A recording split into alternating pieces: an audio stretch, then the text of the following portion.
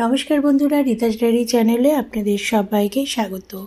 বন্ধুরা, আগামী শনিবার গণেশ চতুর্থী অর্থাৎ গণেশ পুজো। এই গণেশ পুজোর দিন 21টি দুব্বা এই স্থানে রাখুন, তারপর দেখুন চমৎকার। আপনারা সমাজে মান সম্মান প্রতিষ্ঠা পাবেন এবং আর্থিক দিক থেকে অনেক বেশি উন্নতি হবে, ব্যবসা বাণিজ্য ভালো যাবে। যে কাজে আপনারা অসফল হচ্ছেন, সফলতা পাচ্ছেন না প্রচুর পরিশ্রম করেও, সেই কাজেও কিন্তু আপনারা সফলতা পাবেন। তো বন্ধুরা, চলুন কি করতে হবে সেটা আমি বলে দেব। গণেশ চতুর্থী হচ্ছে গণেশ ঠাকুরের জন্মোৎসব। গণেশ ঠাকুর হচ্ছেন সমৃদ্ধি এবং সৌভাগ্যের দেবতা। তাই যে গৃহে গণেশ ঠাকুরের পূজা হয় এবং গণেশ ঠাকুরের আরাধনা করা হয়, সেই গৃহে সুখ সমৃদ্ধি কিন্তু পুরো বজায় থাকে এবং ব্যবসা বাণিজ্য সমস্ত দিক থেকে লাভবান হয়। সমাজে পাবেন মান সম্মান প্রতিপত্তি সবটুকুই। গণেশ ঠাকুর হলেন প্রথম পূজ্য দেবতা এবং সমস্ত পুজোর আগে গণেশ ঠাকুরের পুজো করা হয়। গণেশ ঠাকুরের পুজো না হলে অন্যান্য সমস্ত দেবতার পুজো অসম্পূর্ণ থেকে যায়। তাই এই বিশেষ দিনে গণেশ ঠাকুরের পূজা অর্চনা আরাধনা এগুলো কিন্তু করা উচিত। তাতে আপনি ব্যবসা করুন বা গৃহস্থ হন, যাই করুন না কেন গণেশ ঠাকুরের পুজো অবশ্যই করুন। গণেশ ঠাকুর বাড়িতে নিয়ে আসে সৌভাগ্য এবং সমৃদ্ধি। তাই এই গণেশ পুজোর দিনে আপনারা যদি এই উপায়টি করতে পারেন, তাহলে আপনাদের কিন্তু অর্থ সৌভাগ্যর দরজা খুলবে। যেখান থেকেই হোক না কেন আপনাদের অর্থ কিন্তু চুম্বকের মতো আকর্ষিত হবে। কোনো না কোনোভাবে দেখবেন যে আপনাদের প্রাপ্তি যোগ হচ্ছে, সে যে কোনো দিক থেকেই হোক না কেন, পিতৃপুরুষের দিক থেকে বা আপনাদের পুরনো জমি জমা হয়তো বিবাদ মিটে গেল, সেটা আপনাদের হয়ে গেল, বা লটারি কাটলেন, সেই লটারি প্রাপ্তি হলো। মোট কথা যে কোনো দিক থেকেই আপনাদের কিন্তু দেখবেন যে প্রাপ্তি যোগ একটা রয়েছে। বন্ধুরা, এই বছর গণেশ চতুর্থী পড়েছে, অর্থাৎ গণেশ পুজো পড়েছে 21শে ভাদ্র অর্থাৎ 1431 এবং ইংরেজি মাসের 7ই সেপ্টেম্বর 2024 শনিবার। এই তিথিটি হচ্ছে গণেশ পুজোর তিথি, গণেশ চতুর্থী তিথি। তাই সকালবেলা আপনারা সবাই ঘুম থেকে উঠে ঘরদোর পরিষ্কার করে অবশ্যই স্নান করে নেবেন। চেষ্টা করবেন ব্রহ্ম মুহূর্তে ঘুম থেকে ওঠার, কারণ ব্রহ্ম মুহূর্তের একটা আলাদা তাৎপর্য রয়েছে। এই সময় ভগবানের সঙ্গে মানুষের একটা সংযোগ ডিরেক্টলি থাকে। আর ঘুম থেকে উঠেই আগেই কিন্তু গণেশ ঠাকুরের নাম স্মরণ করে নেবেন। মন্ত্রটি হলো ওং গাং গণেশায় নমঃ, ওং গাং গণেশায় নমঃ, ওং গাং গণেশায় নমঃ। 3 বার মন্ত্রটি উচ্চারণ করে তবেই মাটিতে পা দেবেন। গণেশ ঠাকুরের যখন পুজো করবেন তখন অবশ্যই আপনারা স্বামী পাতা নিয়ে আসবেন।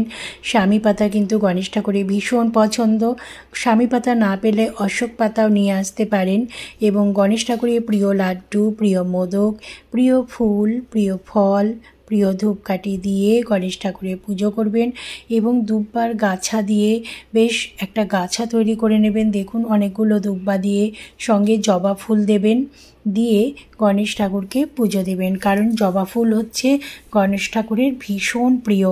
কথায় বলে যে দেবতা যে ফুলে সন্তুষ্ট হন, তো গণেশ ঠাকুর কিন্তু দুব্বা এবং লাল ফুলে ভীষণ সন্তুষ্ট। আরেকটা কথা, গণেশ ঠাকুর কিন্তু আকন্দ ফুলও পছন্দ করেন, তাই আপনারা আকন্দ ফুল নিয়ে আসতে পারেন। তারপর গণেশ ঠাকুরকে আপনারা নীল অপরাজিতাও কিন্তু দিতে পারেন।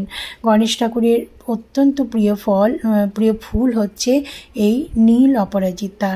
সামনে মোদক দেবেন, যদি বাড়িতে মোদক বানাতে পারেন তো ভীষণ ভালো, মোদক দিয়ে পুজো দেবেন। যদি মোদক না থাকে তাহলে আপনারা লাড্ডু দিয়ে পুজো দেবেন। এবং জবা ফুল কিন্তু অবশ্যই রাখবেন। জবা ফুল, আকন্দ ফুল, এই ফুলগুলো কিন্তু রাখবেন। নীল ফুল মানে যেটা অপরাজিতা আমি বললাম, এই ফুলগুলো কিন্তু গণেশ ঠাকুরের ভীষণ প্রিয়। চেষ্টা করবেন ব্রহ্ম মুহূর্তে উঠে গণেশের নাম করে এইসব ফুল দিয়ে গণেশ ঠাকুরকে পুজো দেওয়ার। বেশ সকাল সকাল পুজো দিয়ে দেবেন, তাহলে কিন্তু ভীষণই ভালো ফল পাবেন। গণেশ ঠাকুরকে অবশ্যই দূর্বা ঘাস দেবেন, কারণ দুব্বা কিন্তু গণেশের ভীষণ পছন্দ। এবং দূর্বা ঘাস দিয়ে পুজো দিলে, দুব্বা দিয়ে যদি আপনি পুজো দিতে পারেন, তাহলে কিন্তু গণেশের কাছ থেকে পুরো পরিবারের জন্য আশীর্বাদ অবশ্যই পাবেন। বন্ধুরা, আপনারা যেটা করবেন, আপনারা দুব্বা জোগাড় করবেন, বেশ খানিকটা দুব্বা আপনারা জোগাড় করবেন। তারপর 3টে গাছা তৈরি করবেন। সেই দুব্বা 3টে গাছার মধ্যে একটি রাখবেন গণেশ ঠাকুরের মাথায়, মানে মস্তকে, একটি ডান কাঁধে এবং একটি বাঁ কাঁধে। গণেশ ঠাকুরের সামনে প্রদীপ দিয়ে আরতি করবেন, পঞ্চপ্রদীপের আরতি করবেন, কর্পূর দিয়ে আরতি করবেন। তারপর ধূপকাঠি তো অবশ্যই দেবেন এবং গণেশের প্রিয় ভোগ লাগাবেন, যেটা মোদক যদি না পান তাহলে লাড্ডু দিয়ে অবশ্যই গণেশ ঠাকুরকে পূজা আরাধনা করবেন। পারলে গণেশ ঠাকুরকে একটু নাড়ুও করে দিতে পারেন।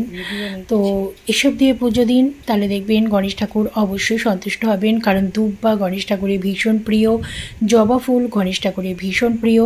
এইসব দিয়ে আপনারা পুজো দিন, অবশ্যই সন্তুষ্ট হবেন। অনেকেই আপনারা জানেন না হয়তো যে গণেশ ঠাকুরের দুব্বা কেন প্রিয়। তো চলুন সেই বিষয়ে আজকে আপনাদেরকে বলবো। পৌরাণিক কাহিনী অনুসারে পুরাকালে অরণাসুর নামে এক অসুর ছিল। তিনি তার শক্তি দেখিয়ে পৃথিবী, আকাশ, স্বর্গ, মর্ত্য সবেতেই কিন্তু একটা ত্রাস সৃষ্টি করতেন, একটা ভয়ের সঞ্চার করতেন। এদিকে দেবতারা এবং ঋষিরা সেই অসুরের ভয়ে ভগবান শিবের কাছে এসে প্রার্থনা জানান। শিব তখন একটা উপায় বলে দিলেন, একমাত্র গণেশই পারে সেই অসুরকে বধ করতে। এরপর গণেশ সেই অরণাসুরকে গিলে ফেললেন। এতে করে সেই গণেশের পেটে তখন প্রচণ্ডভাবে একটা অস্বস্তি হচ্ছিল, একটা জ্বালাপোড়া সৃষ্টি হয়েছিল। তার পেটে সেই অস্বস্তি এবং জ্বালাপোড়া কমাতে অনেক রকম ব্যবস্থা নেওয়া হয়েছিল, কিন্তু কোনোভাবেই তিনি স্বস্তি পাচ্ছিলেন না। এরপর ঋষি কাশ্যপ দুর্বার, মানে 21টি দুর্বা নিয়ে একটা দলা তৈরি করে সেটা শ্রী গণেশকে খাওয়ালেন। বন্ধুরা, সেই দিন থেকেই দুব্বা গণেশের ভীষণ প্রিয়। তাই সন্ধ্যাবেলায় আপনারা যে গণেশ ঠাকুরের যে মাথায় এবং 2 কাঁধে যে দুব্বা দিয়েছেন, সন্ধ্যাবেলা সমস্ত পুজো আর্চা আরাধনার পরে, চাঁদ ওঠার পরে আপনারা সেই দুব্বগুলো সরিয়ে নেবেন। এরপর সেই দুব্বাগুলো আপনারা একটা লাল শালু কাপড়ে বেঁধে নেবেন, বা হলুদ শালু কাপড়েও বাঁধতে পারেন। বেঁধে নিয়ে আপনারা নিজেদের লকারে রাখবেন, যেখানে আপনার প্রয়োজনীয় সামগ্রী রাখেন, যেখানে গয়নাগাটি, টাকা পয়সা বা ব্যবসা সংক্রান্ত যে জিনিসপত্র রাখেন যেখানে, সেইখানে আপনারা সেই দুব্বাগুলো রাখবেন এবং সেই শালু কাপড়ে বাঁধা অবস্থায় রেখে দেবেন। তাতে কিন্তু গণেশ ঠাকুরের আশীর্বাদ আপনারা সারা বছরই পাবেন। দেখবেন সেটি রাখার পর আপনারা হঠাৎ করে কোনো অজানা সম্পত্তির প্রাপ্তি হতে পারে আপনাদের, বা লটারি কাটলে পরে সেটাও প্রাপ্তি হতে পারে, বা অনেক দিন ধরে আপনাদের কোনো টাকা পয়সা পাওয়ার কথা কিন্তু পাচ্ছেন না, তাতে করেও কিন্তু আপনারা সেই প্রাপ্তিযোগ আপনাদের অবশ্যই হবে। বন্ধুরা, নিজেদের সমৃদ্ধি পেতে সবাই চায়, তো সেই জন্যই আপনারা গণেশ পুজোর দিনকে অবশ্যই এই টোটকাটি করুন দুব্বার। তাহলে দেখবেন যে আপনারা অনেক বেশি ভালো থাকবেন এবং 100% গ্যারান্টি যে আপনাদের এই কাজটি হবেই। তাই গণেশ চতুর্থীর দিনকে আপনারা এই উপায়টি করুন। দুব্বার এরকম গাছা তৈরি করে 3টে গাছা অবশ্যই তৈরি করুন, করে গণেশ ঠাকুরের মাথায় এবং 2 কাঁধে রাখুন। তারপর লাল শালু কাপড়ে বেঁধে আপনাদের লকারে বা আলমারিতে যেখানে হোক ব্যবসার জায়গায় রেখে দিন। দেখবেন আপনাদের সম্পত্তি, মানে যেগুলো পাওয়ার কথা ছিল না সেগুলো পেয়ে যাবেন। হঠাৎ কোনো প্রাপ্তি হবে, অবশ্যই হবে, এবং গণেশ ঠাকুরের আশীর্বাদ সারা বছর বর্ষিত হবে। কেউ আপনার পাশে থাকুক না থাকুক, ঈশ্বর আপনার পাশে অবশ্যই থাকবে। তো তো বন্ধুরা, ভিডিওটি আপনাদের কেমন লাগলো আপনারা অবশ্যই জানাবেন। ভালো লাগলে লাইক করবেন, শেয়ার করবেন এবং সবার মধ্যে শেয়ার করলে সবাই জানতে পারবেন এবং ভগবানের আশীর্বাদ অবশ্যই আপনারা পাবেন। তো এই ছোট্ট টোটকাটি করে দেখুন, আপনাদের লাভ হবে তাতে। কারণ অনেকেই হয়তো অনেক কিছু করছেন, কোনো লাভ হচ্ছে না। তো এই টোটকাটি গণেশ পুজোর দিনকে আপনারা করে দেখুন। আর চেষ্টা করবেন ব্রহ্ম মুহূর্তে ওঠার। ব্রহ্ম মুহূর্তে উঠে যে পুজো করা হয় সেই পুজো কিন্তু অনেক বেশি সফলতা পায়। কারণ ওই ব্রহ্ম মুহূর্তে ঈশ্বর কিন্তু সবসময় একটা মানুষের সাথে কানেকশান করে রাখেন। তো সেই কারণে আপনারা ব্রহ্ম মুহূর্তে উঠে চেষ্টা করুন। যারা পারবেন না তারা একটু সকাল সকাল উঠুন, ব্রহ্ম মুহূর্তে না উঠলেও উঠে স্নান টান করে তারপর পুজো দিন, দেখবেন ভালো হবে। সবাই ভালো থাকুন, সুস্থ থাকুন।